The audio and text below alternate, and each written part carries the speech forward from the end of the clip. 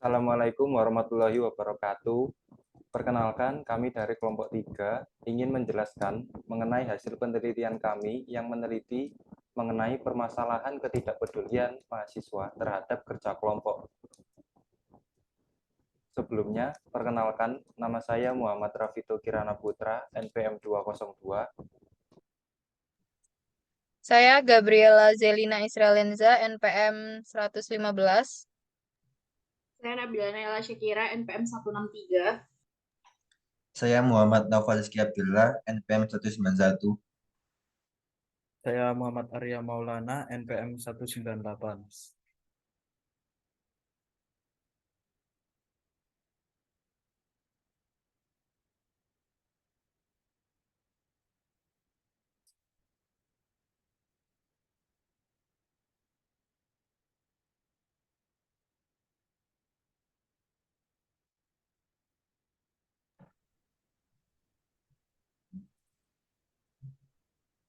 Baik, yang pertama untuk latar belakangnya, di lingkungan universitas ini, proyek kelompok telah menjadi salah satu pendekatan yang sangat umum digunakan dalam memfasilitasi pembelajaran kolaboratif.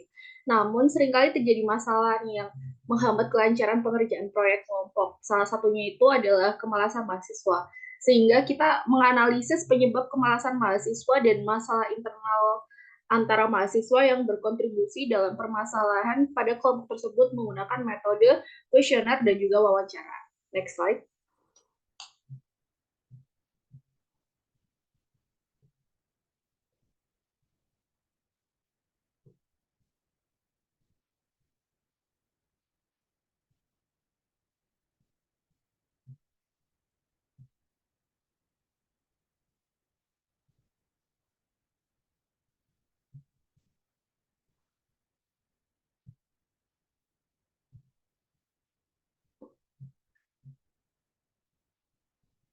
Oke, selanjutnya di rumusan masalah.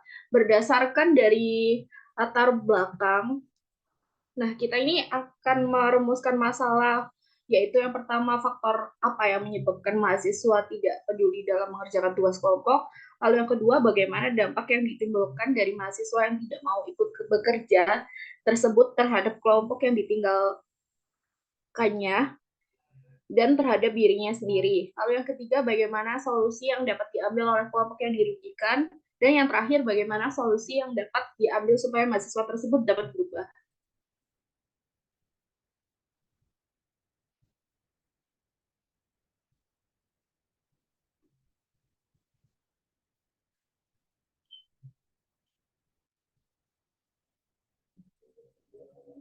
Lalu selanjutnya, untuk tujuan penelitian dan juga manfaat dari penelitian. Tujuan dari penelitian ini sendiri itu yang pertama untuk memahami faktor apa aja yang melandasi mahasiswa tidak peduli terhadap tugas kelompoknya. Lalu yang kedua, untuk memahami dampak apa aja yang dapat ditimbulkan oleh mahasiswa yang tidak peduli tersebut kepada kelompoknya, staf kepada dirinya sendiri. Lalu yang ketiga, untuk mengetahui solusi apa yang dapat digunakan untuk menyikapi mahasiswa tersebut. Dan yang terakhir, untuk mengetahui solusi yang dapat membantu mahasiswa tersebut berubah. Selanjutnya, untuk manfaat penelitian, yaitu yang pertama untuk menambah wawasan.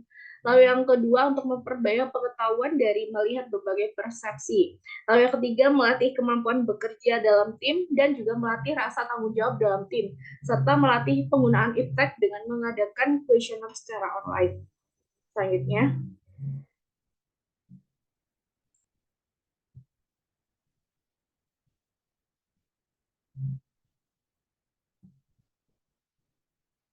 Nah, selanjutnya ini ruang lingkup penelitian.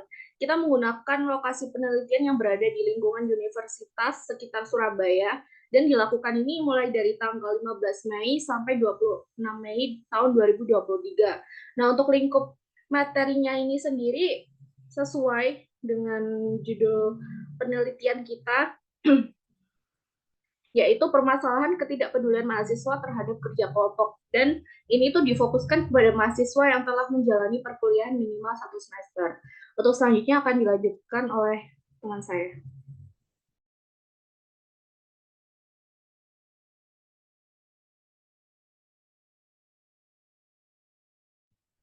Selanjutnya adalah kajian pustaka.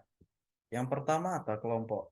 Menurut Sarwono tahun 2009 mendefinisikan kelompok sebagai kelompok 2 orang atau lebih yang memiliki persepsi sebagai satu kesatuan serta memiliki perasaan sebagai bagian dari kelompok, memiliki tujuan bersama dan saling menguntungkan satu sama lain. Selanjutnya ada pemalasan sosial. Menurut Myers dari 2012 mengungkapkan pemalasan sosial adalah kecenderungan individu untuk mengerahkan usaha secara minimalis pada saat bekerja secara bersama-sama dibandingkan ketika bekerja individual. Selanjutnya ada apatis. Louis Ray mengartikan apatis adalah suatu kondisi kejiwaan seseorang atau individu yang ditandai dengan ketidaktertarikan, ketidakpedulian, atau juga ketidakpekaan terhadap kehidupan sosial, emosional, atau juga fisik. Selanjutnya adalah masalah internal.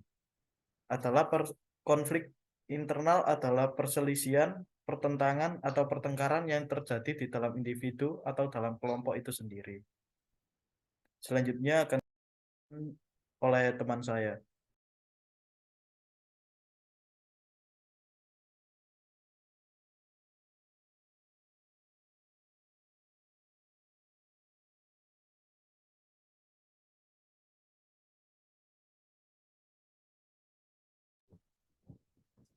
Baik, untuk selanjutnya yaitu metode penelitian yang digunakan oleh kelompok kami. Untuk yang pertama, metode yang pertama itu kita menggunakan kuesioner. Untuk kuesioner sendiri itu adalah instrumen penelitian yang di dalamnya terdiri dari rangkaian pertanyaan tertulis dengan tujuan mendapatkan informasi dari responden yang dituju. Dalam penelitian pada kali ini, kami menggunakan Google Form untuk mengumpulkan data. Untuk metode yang kedua, kita menggunakan metode wawancara. Untuk metode wawancara sendiri ini adalah kegiatan tanya jawab secara lisan untuk memperoleh informasi dalam penelitian. Dalam penelitian kali ini kami mewawancarai beberapa mahasiswa dan dosen.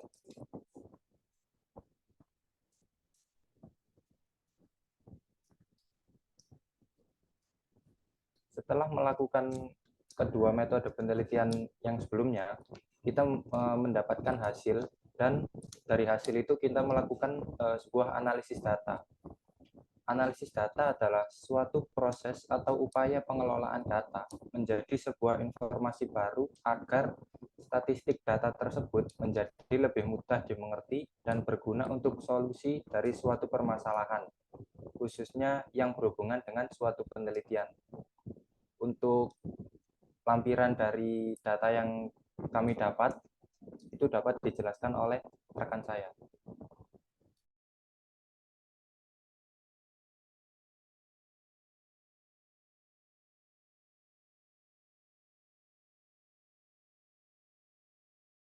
Di sini saya mau membagikan lampiran dari metode penelitian kami. Yang pertama ada kuesioner dengan judul permasalahan ketidakpedulian mahasiswa terhadap kerja kelompok. Lanjut.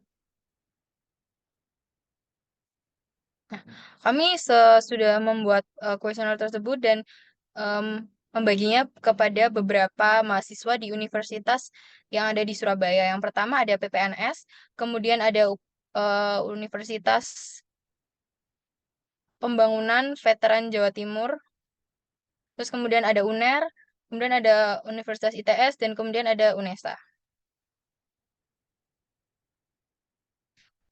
Dan dari kuesioner tersebut, beberapa mahasiswa tersebut pernah mendapatkan seorang teman atau anggota kelompok yang suka tidak ikut mengerjakan tugas kelompok. Dan sikap yang mahasiswa yang telah mengisi kuesioner tersebut ditunjukkan, maksud saya beberapa mahasiswa mengisi bahwa anggota kelompok yang suka tidak ikut bekerja kelompok menunjukkan sikap yang tidak peduli, acuh, dan tidak bertanggung jawab. Selanjutnya. Kemudian solusi yang dilakukan oleh mahasiswa tersebut adalah tidak ditulis namanya, tidak berkomunikasi, melaporkannya di ingatkan, dan kemudian menegur. Sikap yang dapat diambil oleh mahasiswa tersebut untuk menanggapi orang yang tidak suka ikut bekerja kelompok adalah dinasehati, ditindak tegas, diingatkan, berkomunikasi, melaporkannya, dan kemudian menegurnya. Kemudian akan dijelaskan oleh rekan saya.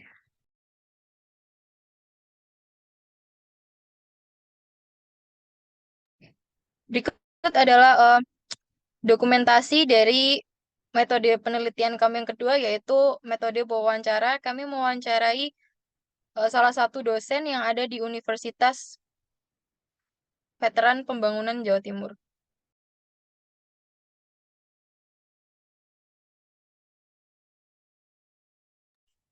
Baik, selanjutnya kita sampai di pembahasan.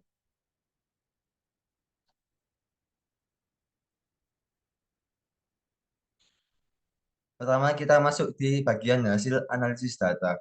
Setelah melakukan survei dengan membuat kuesioner dan wawancara salah satu dosen di Universitas UPN Veteran Jawa Timur, hasilnya ditunjukkan bahwa mahasiswa pernah mendapati fenomena pemanasan sosial sehingga membuat salah satu dari anggota kelompok tersebut tidak mau bekerja sama dan ikut serta dalam menyelesaikan tugas kelompok tersebut. Ketidakpedulian ini dapat disebabkan oleh beberapa faktor, seperti dari karakter yang sudah melekat pada mahasiswa atau dirinya sendiri. Yang kedua, dari perbedaan tingkat kesibukan antar anggota kelompok.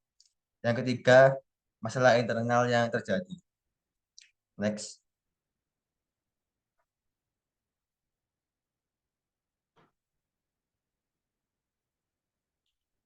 Nah, selanjutnya ada pemalasan sosial. Definisi dari pemalasan sosial sendiri adalah kecenderungan individu mengurangi kinerja di dalam kelompok dibanding kinerja ketika melakukan secara individu. Terlepas dari fenomena pemalasan sosial yang tidak bisa dipungkiri lagi hadir di sekitar kita dan merugikan mahasiswa, ada banyak maksud mengapa sering diberikan tugas kelompok, yaitu karena tugas kelompok memiliki beberapa keunggulan apabila dibandingkan dengan tugas individu. Keunggulan dari tugas kelompok sendiri antara lain, mahasiswa dapat terlibat secara aktif dalam proses belajar. Yang kedua, mahasiswa dapat lebih terlatih skill diskusinya dibanding metode pembelajaran lain. Yang ketiga, mahasiswa dapat lebih menghargai dan menghormati pribadi temannya. Next.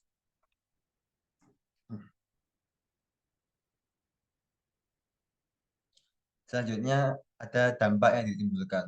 Ini ada dua, dampak untuk kelompok dan dampak untuk diri sendiri.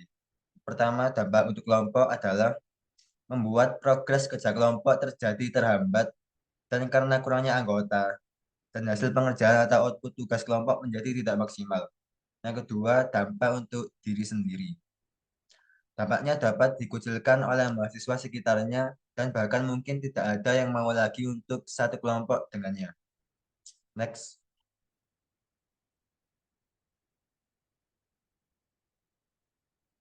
Solusi yang dapat diambil. Pertama, menegur.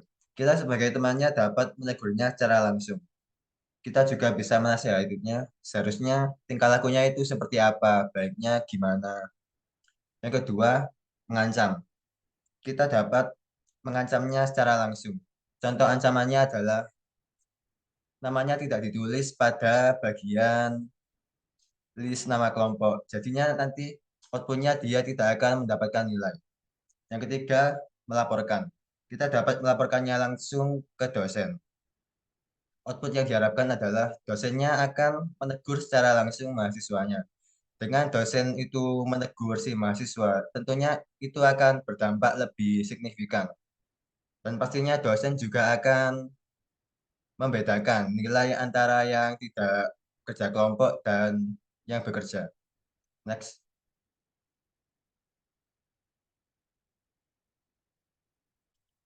Hubungan antara hasil penelitian dengan bab 5 dalam buku Pendidikan Kewarganegaraan. Berdasarkan hasil penelitian yang kami dapat diketahui bahwa harmoni hak dan kewajiban warga negara sangatlah penting. baik itu dalam lingkup nasional maupun dalam lingkup kehidupan sosial di universitas. Hak dan kewajiban merupakan sesuatu yang tidak dapat dipisahkan. Menurut teori korelasi, ada hubungan timbal balik antara hak dan kewajiban. Menurut mereka, setiap kewajiban seseorang berkaitan dengan hak orang lain. Dan begitu pula sebaliknya. Mereka berpendapat bahwa kita baru dapat berbicara tentang hak dalam arti sesungguhnya jika ada korelasi itu. Hak yang tidak ada kewajiban yang sesuai dengannya tidak lantas disebut hak. Kami dapat mengambil hasil penelitian kami sebagai contoh harmoni antara hak dan kewajiban dalam lingkup kehidupan di universitas. Bahwa kita tidak sepatutnya menuntut hak kita untuk mendapat nilai yang sama seperti anggota kelompok lainnya apabila kita tidak melaksanakan kewajiban kita sebagai anggota kelompok yang juga sama-sama memiliki tanggung jawab untuk ikut serta dalam penyelesaian tugas kelompok. Dengan kita melakukan kewajiban kita untuk ikut serta dalam penyelesaian tugas kelompok, hal tersebut menandakan kita cerdas secara emosional dan sosial. Seperti yang sudah tercantum pada buku Pendidikan Kewarganegaraan halaman 140 tentang Tabel Insan Indonesia Cerdas dan Kompetitif 2025, bahwa kecerdasan emosional dan sosial seorang peserta didik dapat dilihat ketika peserta didik tersebut dapat membina dan memupuk hubungan timbal balik dengan contoh dapat mengimbangi antara hak yang diminta dengan kewajiban yang dilakukan. Oleh karena itu, kecerdasan emosional dan sosial dapat dilihat apabila peserta didik tersebut memiliki kesadaran akan hak dan kewajiban sebagai warga negara. Selanjutnya akan dijelaskan oleh rekan saya.